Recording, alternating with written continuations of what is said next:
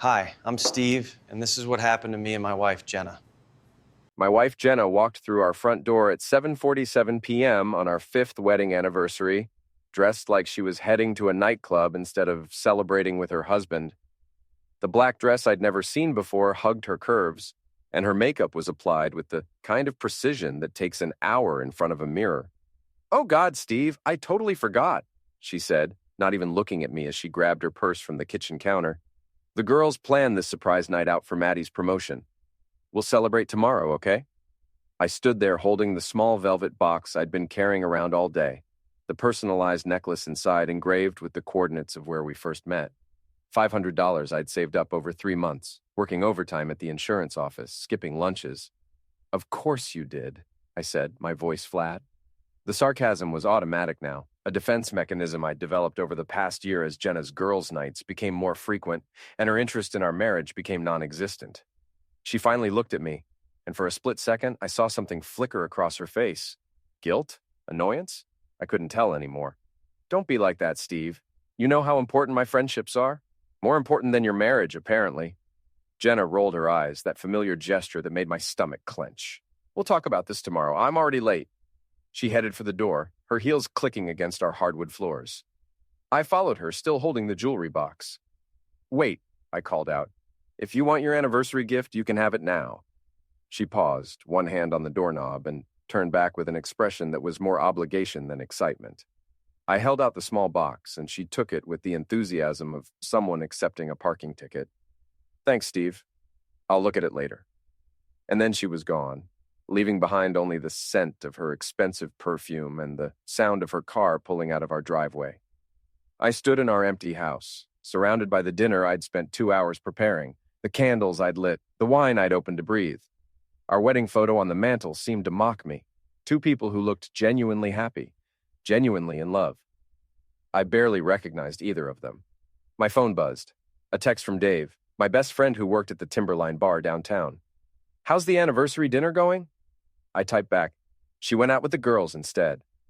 3 dots appeared immediately. Then, "Dude, seriously? Seriously. Come to the bar. First round's on me." I was about to text back when I heard a knock at the door. Through the window, I could see Molly, Jenna's 22-year-old stepsister, holding what looked like a toolbox. I opened the door, genuinely confused. "Molly, what are you doing here?" She smiled sheepishly, tucking a strand of brown hair behind her ear. "You texted me about helping with that basement shelf project? Said you needed an extra pair of hands tonight." I stared at her blankly for a moment before it hit me. I had texted her 3 days ago, when I was still optimistic that Jenna might actually want to celebrate our anniversary at home afterward. I'd figured we could work on the project earlier in the evening, then Molly could leave before dinner. "Oh, God, Molly, I'm so sorry. I completely forgot. Jenna went out with her friends, and It's okay," she said quickly, but I could see the disappointment in her eyes.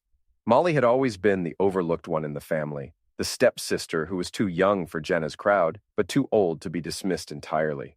"I can come back another time." "No, wait." The words came out before I'd fully formed the thought. "Actually, would you like to stay for dinner? I made way too much food and it seems like a waste." Her face brightened. "Are you sure? I don't want to intrude on your anniversary." "Trust me, you're not intruding on anything." Molly came inside, and I found myself actually relaxing for the first time all day. Unlike Jenna, who filled every silence with complaints about her job or gossip about her friends, Molly was comfortable with quiet moments. She helped me move the food from the dining room to the kitchen island, and we ate while she told me about her classes at the community college. "You know," she said, twirling pasta around her fork, "Jenna doesn't know how good she has it." I looked up, surprised by her directness. "I mean, look at this place." She gestured around our kitchen with its granite countertops and custom cabinets that I'd installed myself. "Look at this dinner. You put thought into everything. Most guys would have just made reservations somewhere. Most guys' wives would have stuck around to eat it." Molly was quiet for a moment, then said softly, "I'm sorry she's taking you for granted." Something about the genuine sympathy in her voice, the way she said it without any agenda or judgment, made my chest tight. When was the last time Jenna had acknowledged anything I'd done for her? When was the last time she'd said thank you for anything? I reached into my pocket and pulled out the jewelry box Jenna had abandoned on the counter. This was her anniversary gift, I said, opening it to show Molly the necklace. The coordinates are from the coffee shop where we met. I thought it would be romantic. Molly's eyes widened. Steve, this is beautiful. The engraving, the design. She's going to love it. She didn't even open it. Molly reached out tentatively, then stopped. May I? I nodded, and she lifted the necklace from the box, holding it up to catch the light. This must have cost a fortune. 3 months of overtime. She looked at me with something that might have been anger. 3 months? And she couldn't even stay home for dinner? I shrugged, trying to play it off, but Molly wasn't buying it. Here, I said impulsively, try it on. Steve, I can't. This is for Jenna. Jenna's not here. And honestly, I'd like to see it on someone who might actually appreciate it. Molly hesitated, then turned around, lifting her hair. I fastened the clasp, my fingers brushing the back of her neck. She turned back to face me, and I had to admit the necklace looked perfect on her. It complemented her collarbone, caught the light in her eyes. How does it look? She asked. Like it was made for you. We both stood there for a moment, the weight of what I'd just said hanging between us. Then Molly reached up to unclasp it. Wait, I said. Leave it on for a minute. I pulled out my phone, an idea forming. Let me take a picture. I want to see how it photographs. Molly smiled, a genuine, grateful smile that I realized I hadn't seen from Jenna in months. I snapped a few photos, then looked at them on my screen. In every single one, Molly looked radiant, happy, appreciative. These are beautiful, I said, showing her the photos. You know what? Keep it. Steve, no. I can't take your wife's anniversary gift. It's not her anniversary gift anymore. She made that pretty clear when she walked out the door. Molly touched the necklace gently. Are you sure? I've never been more sure of anything. I looked at the photos again, then at Molly wearing the necklace, and something clicked. I opened Instagram and selected the best photo, the one where Molly's smile was brightest, where the necklace caught the light perfectly. I typed a caption. When someone actually appreciates the thought you put into a gift, some people remember what matters. Thank you for a perfect evening, Molly. My finger hovered over the share button. This was either the stupidest thing I'd ever done or the smartest. Probably both. I hit share. What did you just do? Molly asked, seeing my expression. Something I should have done a long time ago. I woke up the next morning to my phone buzzing like an angry wasp. 17 missed calls, 43 text messages, and Instagram notifications that seemed to multiply every time I refreshed the screen. The photo of Molly wearing the necklace had been shared 847 times overnight. The comments section was a battlefield. Wait, isn't this Steve Delaney? Where's his wife? Damn, Steve finally grew a backbone. Is this his sister-in-law? T?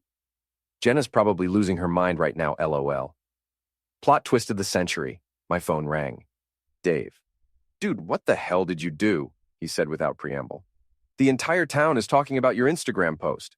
I sat up in bed, suddenly wide awake. What do you mean, the entire town? I mean, Mrs. Rafferty came into the bar at 8 a.m. asking if I knew why you were cheating on your wife with her sister. I mean, Jenna's friend Maddie has been calling everyone trying to do damage control. I mean, your post has been screenshot and shared in every local Facebook group. I pulled up Instagram again. 1,247 shares now. The comments had tripled. I wasn't cheating, I said. Molly came over to help with a project. Jenna went out with her friends on our anniversary, and I gave the necklace to someone who actually appreciated it. I know that, and you know that, but half the town thinks you're having an affair, and the other half thinks you're a hero for standing up to Jenna. Another call was coming in. Jenna. Dave, I gotta go. I answered Jenna's call. What the hell is wrong with you? She screamed so loud I had to hold the phone away from my ear. Do you have any idea what you've done? My phone hasn't stopped ringing. My boss saw your post. My mother saw your post. Good morning to you too, honey. How was girls' night? Don't you dare turn this around on me. You posted a picture of my stepsister wearing my jewelry. Your jewelry? You didn't even open the box. That's not the point. You made me look like a fool. I was quiet for a moment, letting that sink in. I made you look like a fool? Jenna, you walked out on our anniversary dinner. I didn't make you do anything. It was one night, Steve. One night with my friends. It's been a lot more than one night, and we both know it. She was quiet now, and I could hear voices in the background. Where was she calling from?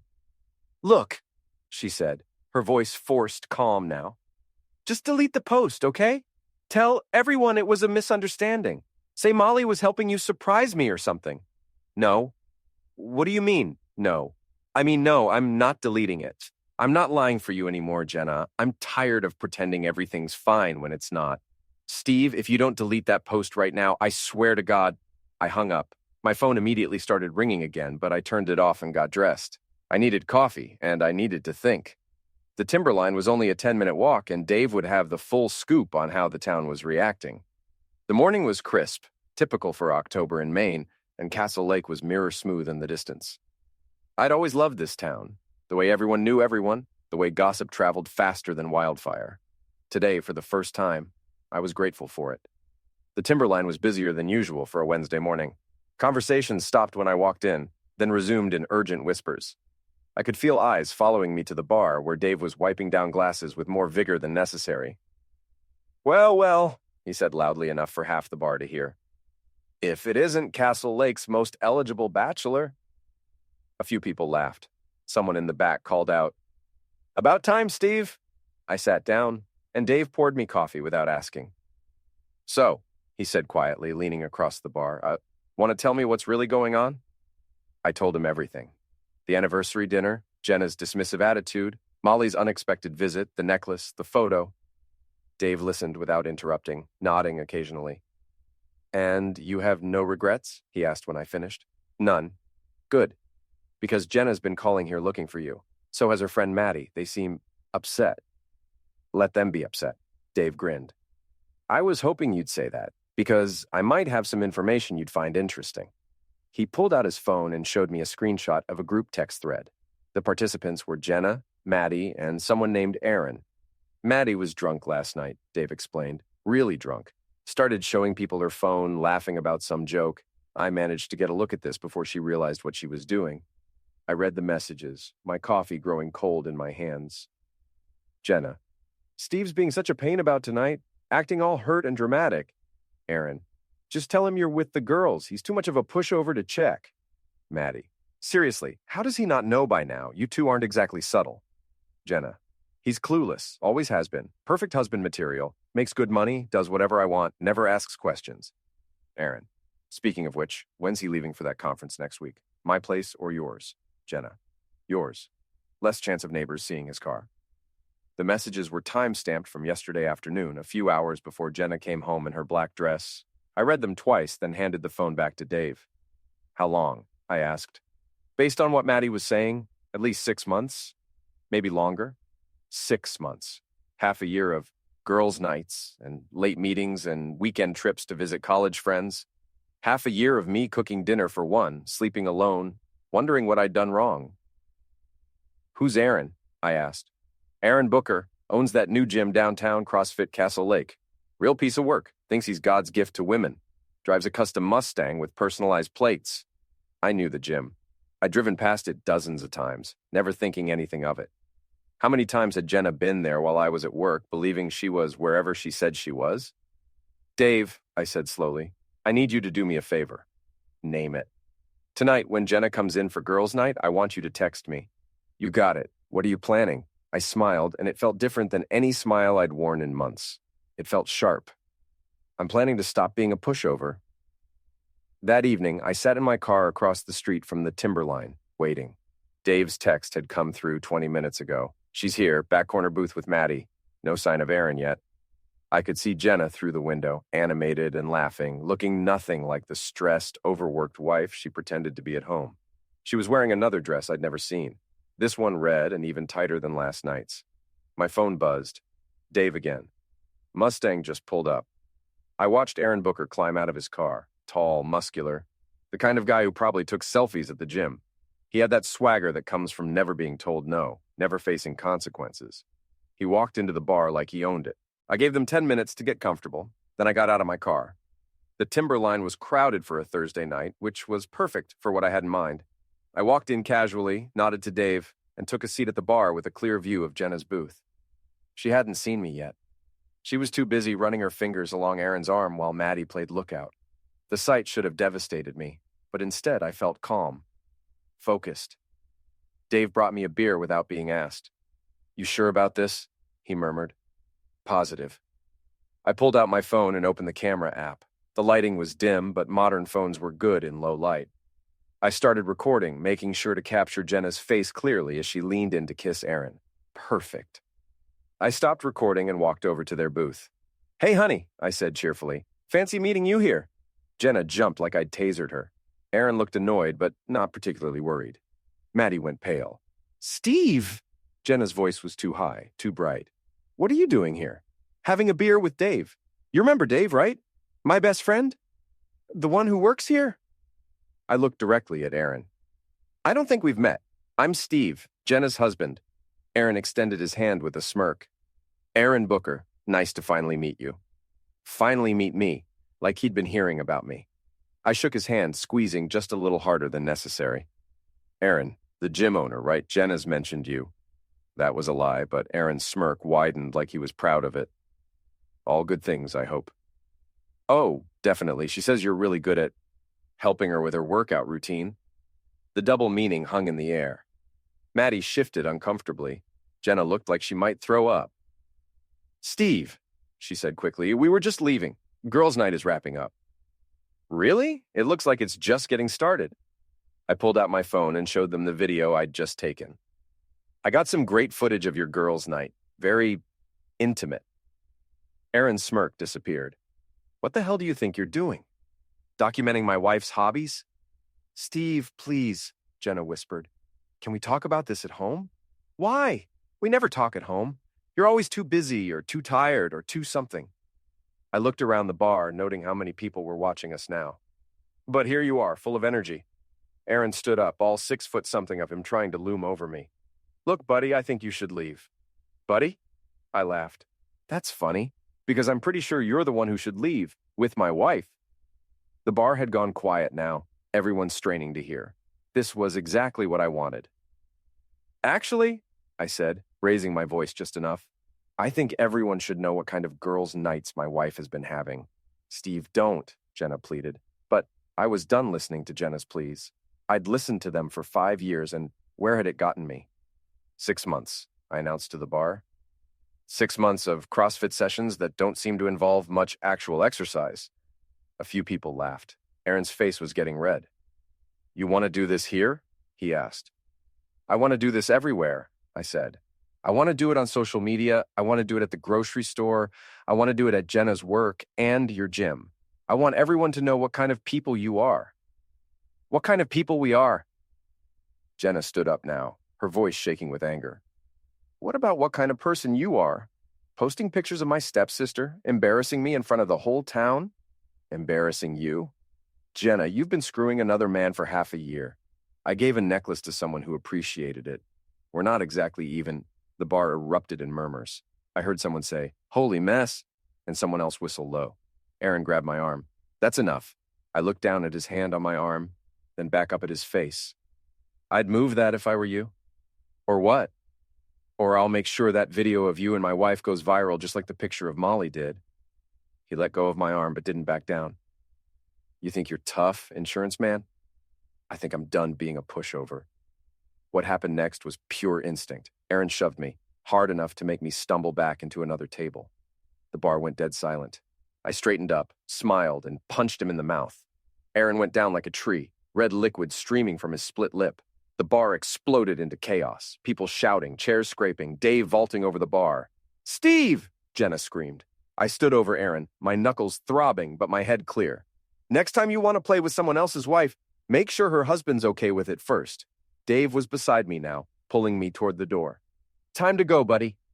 As we left, I heard Aaron yelling behind us, "You're crazy! You're both crazy!" Outside, Dave was grinning like a maniac. "Dude, that was the most badass thing I've ever seen you do. It felt pretty good." "What now?" I looked back at the bar where I could see Jenna helping Aaron to his feet, Maddie hovering uselessly nearby.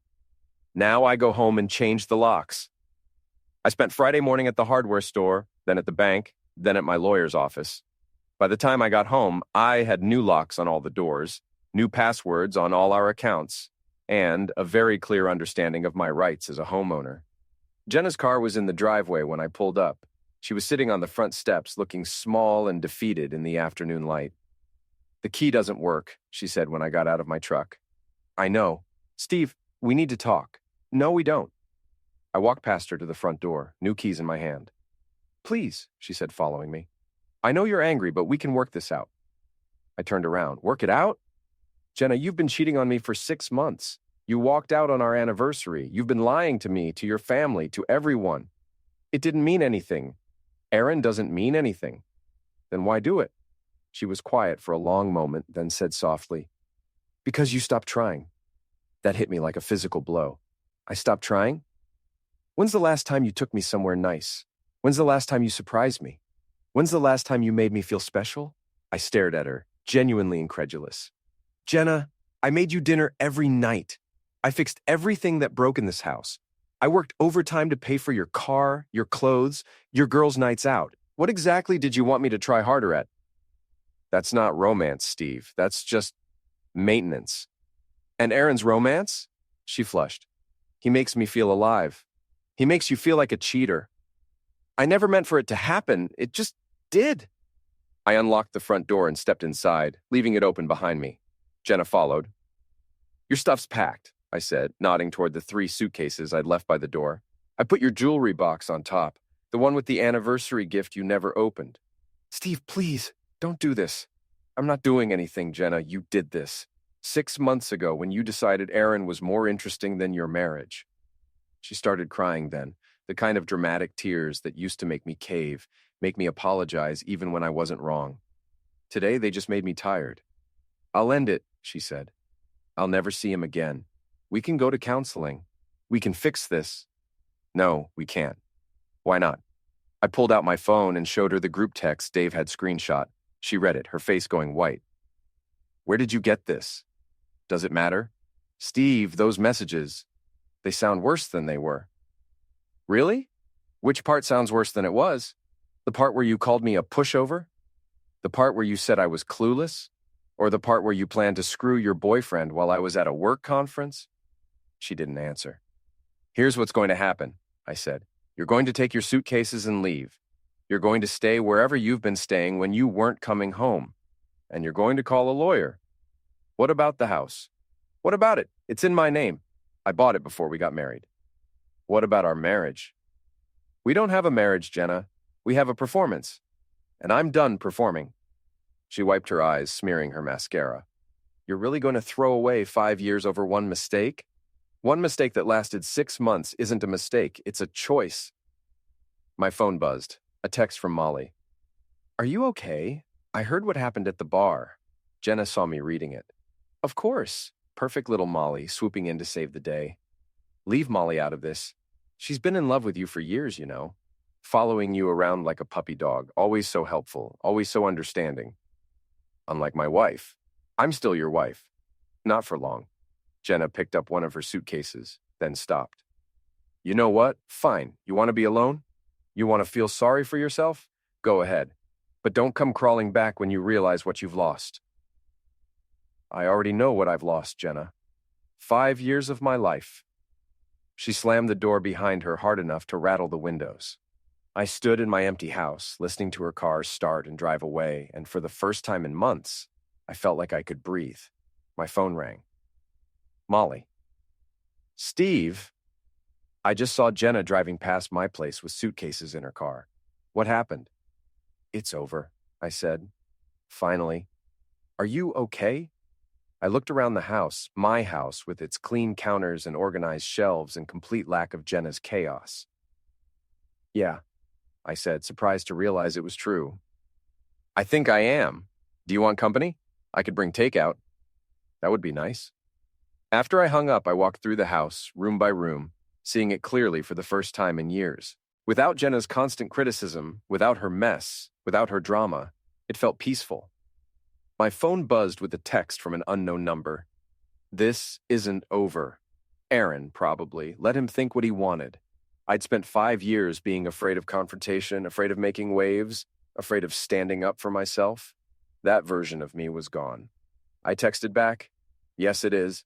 Then I blocked the number and started making a list of everything I wanted to change about my life. It was a long list, but I had time now. All the time in the world. 3 weeks later, Castle Lake was hosting its annual harvest festival in the town square. I almost didn't go. Public events weren't really my thing, but Dave convinced me that hiding at home would only fuel more gossip. Besides, he said, Jenna will probably be there with her new boyfriend. Don't you want people to see that you're doing fine without her? He was right. I was doing fine. Better than fine, actually. The house stayed clean, I was sleeping better, and I'd started working out at a different gym across town. Not because I was trying to compete with Aaron, but because I had energy again. Motivation I hadn't felt in years. The festival was in full swing when I arrived. Local vendors had set up booths selling everything from apple cider to handmade crafts. A small stage hosted local bands, and families spread blankets on the grass for picnics. I was browsing the book booth when I heard familiar laughter. Jenna's voice, loud and performative. The way she got when she wanted attention. She was standing near the bandstand with Maddie and 2 other women I recognized from her work. No Aaron in sight, which was interesting. She looked good. New haircut, new outfit. But there was something desperate about her energy, like she was trying too hard to prove she was having fun. Steve! I turned to see Molly approaching with a genuine smile, carrying a bag of kettle corn. She was wearing jeans and a sweater, her hair in a simple ponytail, and she looked more beautiful than Jenna ever had in all her designer clothes. I didn't expect to see you here, she said. Dave's idea. He said I needed to get out more. He's probably right. How are you holding up? Good, really good, actually.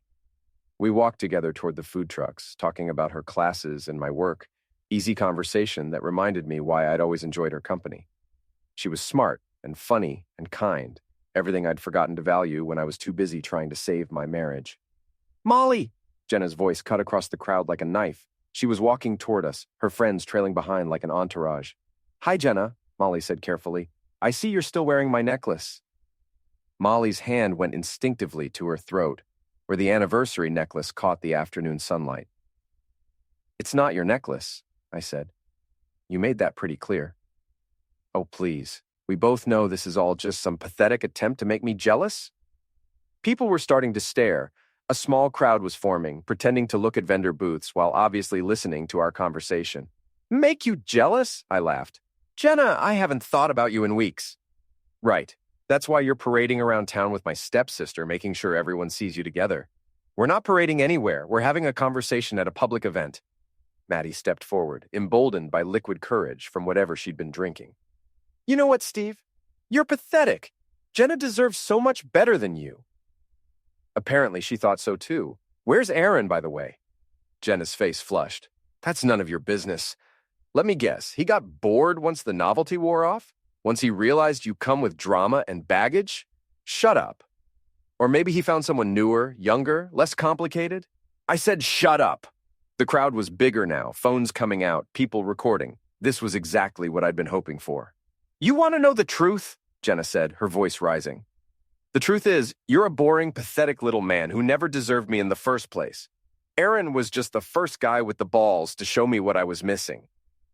And what was that exactly? Passion, excitement, someone who actually knows how to make a woman feel wanted. By lying to her husband and sneaking around like teenagers? By not taking me for granted. I pulled out my phone and opened the video I'd taken at the bar 3 weeks ago. Is this what passion looks like? I held up the screen so she could see herself kissing Aaron while Maddie kept watch. Delete that, she said. No. Steve, I'm warning you. Warning me what? You'll cheat on me? You'll lie to me? You'll walk out on our anniversary? Been there? Done that? Jenna lunged for my phone. I stepped back, and she stumbled, her heel catching on the uneven ground. She went down hard, her dress riding up, her carefully styled hair coming undone. The crowd gasped. Someone laughed. A dozen phones captured every second. I looked down at her, this woman I'd spent 5 years trying to make happy, and felt nothing but relief that it was over. You know what, Jenna? You're right. You do deserve better than me. You deserve exactly what you got. I turned to walk away, then stopped and addressed the crowd that had gathered. Since everyone's here, I might as well make an announcement. Jenna and I are getting divorced. She's been having an affair for the past 6 months with Aaron Booker from CrossFit Castle Lake. I found out 3 weeks ago, and honestly, it's the best thing that ever happened to me. The crowd erupted in murmurs and gasps. Jenna struggled to her feet, her face red with humiliation and rage. "You coward!" she screamed. "You absolute coward! Maybe, but I'm a single coward now." I took Molly's hand and walked away, leaving Jenna surrounded by staring strangers and recording phones, finally getting all the attention she'd always wanted. Behind us, I could hear Maddie trying to do damage control, but it was too late. By tonight, the video would be all over social media. By tomorrow, everyone in Castle Lake would know the whole story. "That was intense," Molly said when we were far enough away. "That was necessary. Do you feel bad?" I thought about it honestly. No. I feel free. We walked to the edge of the festival, where the crowd thinned out and we could hear the lake lapping against the shore. "Steve? Yeah? What happens now?" I looked at her, this woman who'd shown me more kindness in 3 weeks than my wife had in the past year, and smiled. "Now we figure it out as we go." 6 months later, my divorce was final. Aaron had left town after his gym went out of business, and I was happier than I'd been in years. Molly and I were taking things slow, but we were taking them together. Sometimes the best revenge isn't getting even. Sometimes it's just getting free.